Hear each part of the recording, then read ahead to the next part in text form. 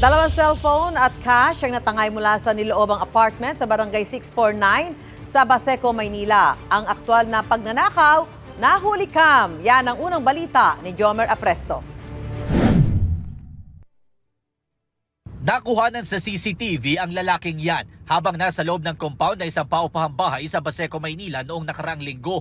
Makikita na nagmasid-masid pa siya sa lugar. Maya-maya, ilang beses na niyang tinangkang buksan ng tindahan. Pero nakakandado ito.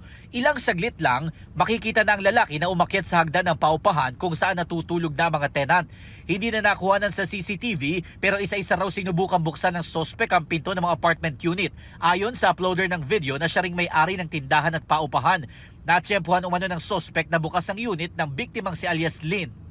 Sa kuhang ito, makikita na ang sospek na may sinukbit na dalawang cellphone sa kanyang bulsa at dali-daling bumaba palabas ng compound. Nakausap namin ang biktima pero hindi na siya humarap sa kamera. Sa kwento niya, nakatulog siya sa pagod dahil kauuwi lang niya galing sa trabaho sa isang fast food restaurant kaya nakalimutang ilak ang pinto sa kanilang apartment.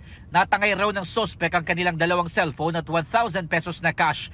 Nai-report na nila ang insidente sa barangay. Ayon sa biktima, ibinalik ng kaanak ng sospek sa kanya ang isa sa mga ninakaw na cellphone.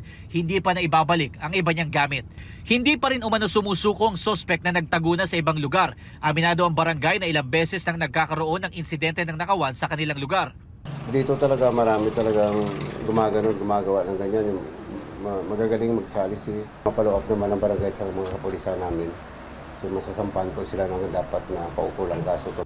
Ayon naman sa Baseco Police Station, bukas ang kanilang tanggapan sa oras na magsampa ng formal na reklamo ang biktima laban sa sospek. Ito ang unang balita, Jomer Apresto para sa GMA Integrated News. Igan, mauna ka sa mga balita, mag-subscribe na sa GMA Integrated News sa YouTube para sa iba't ibang ulat sa ating bansa.